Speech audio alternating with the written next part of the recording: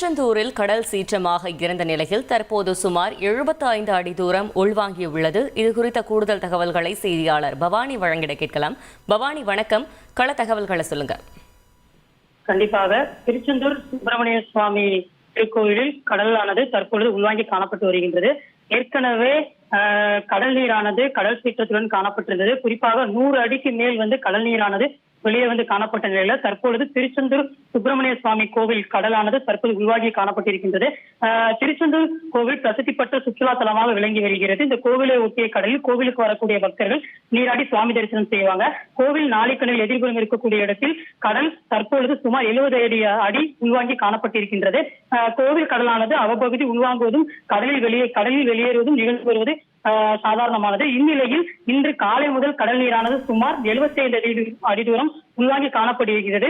கடல் உள்வாங்கியதால் கடலுக்கு இருக்கக்கூடிய பாசி படர்ந்த பாறைகளானது தற்போது வெளியே தெரிந்து வண்ணம் இருக்கின்றது. இருந்தபோதிலும் கோவிலுக்கு வந்திருந்த பக்தர்கள் எந்தவித அச்சமுமின்றி கடலில் நீராடி வருகின்றன. அந்த காட்சிகளை நம்மால் பார்க்க முடிகின்றது. வரக்கூடிய பக்தர்கள் எவ்வளவு தூரம் கடலில் உள்வாங்கியுள்ளது அந்த தூரம் வரை நடந்து சென்று கடலில் விளையாடி குளித்தும் வருகின்றன. கடலானது உள்வாங்கியதால் பாசி படர்ந்த பாறையில் கற்பூரம் ஏற்றி வழிபட்டு வரக்கூடிய நிகழ்வு காட்சியும் பார்க்க முடிகிறது. கடல் உள்வாங்கி இருந்ததால் பக்தர்கள் உள்ளே சென்று பாறை மீது நின்று புகைப்படம் எடுத்துக் கொண்டனர். சில பக்தர்கள் பாறைக்கு இடையில் இருக்கக்கூடிய சிற்பிகளை சேகரித்தும் வரக்கூடிய நிகழ்வை பார்க்க முடிகிறது. ஏற்கனவே கடல் சீற்றத்துடன் காணப்பட்ட நிலையில் கடல் உள்வாங்கி இருப்பது தற்போது ஒரு பரபரப்பை தான் ஏற்படுத்தியிருக்கிறது. தகவல்களுக்கு நன்றி பவானி.